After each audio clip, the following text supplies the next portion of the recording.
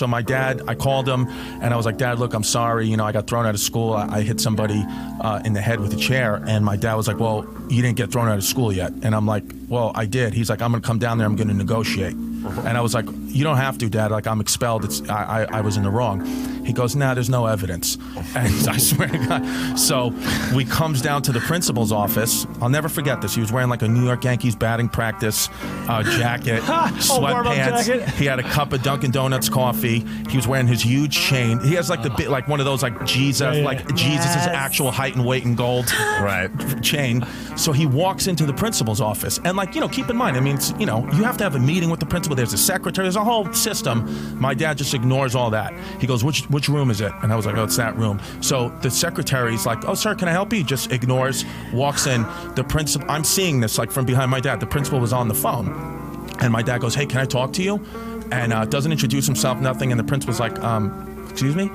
He goes, yeah, I'm Chris's dad. I need to talk to you. And the principal's like, well, I'm on the phone, sir. You'll have to wait outside. And my dad just hangs up the phone. Oh, wow. It was like, power he just hangs up the phone. He goes, look at that. Now you're not on the phone. Because when my dad gets into like a mode like that, and to be honest, like I think my dad was a crazy nut job, in and out of prison guy when I was very young, before I was even born. The dad that I knew, you know, other than this moment, was relatively calm. He was like a diabetic. He's on dialysis. But like when I was a kid, I mean, he was in prison. So, you know, the principal didn't know who he was dealing with. You know, you think you're dealing with like, you know, private school kids, parents, they're very respectable. But my dad's just not that guy. So my dad was like, we got a situation, you know, you can't throw my kid out of school. He's like, I can't let it happen. And the principal's like, well, he hit somebody in the head with a chair, so you have to, you know, unfortunately he's expelled. My dad's like, there's gotta be another way. And the principal's like, sir, there's really no other way. Truly, there's no other way. And my dad's like, let's think of another way. He's like, I came all the way here from Staten Island. Let's think of another way. And then the principal just, again, is getting frustrated himself now, as I would. I understand. And he goes, the principal says to my father, he goes, sir, are you stupid or something? I told you he's expelled. Oh, boy. And my dad goes, he looks at me, he goes, Chrissy, did he just call me stupid? Anytime he called me by my girl name, I knew it was getting real. When he called me Chrissy, it was like, okay. So he told me to lock the door. I swear to God, he goes, Chrissy, do me a favor. That's fantastic. I swear to God, he goes, lock the door. And I was like, do you want me to stay in or go out? He goes, you're going to stay in. Oh, no. And I was like, this is all happening right in front of me. And he says to the principal, he goes, okay. He goes, the thing is, you call me stupid, you disrespected me in front of my family, that's a no-no. That's what he said. He goes, that's a no-no. He goes, so here's what we're going to do.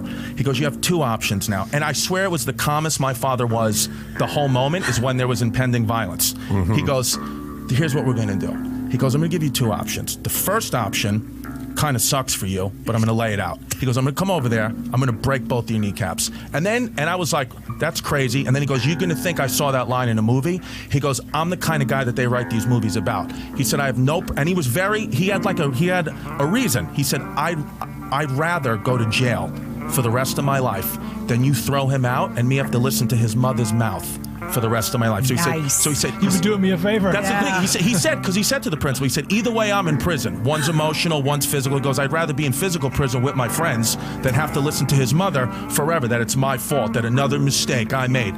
He goes, so I have no problem beating you up right now. He goes, the second option, just put my son back in school. He goes, and that's the option I hope you would take. And then he's like, I'll give you a minute. And then he just looked at him.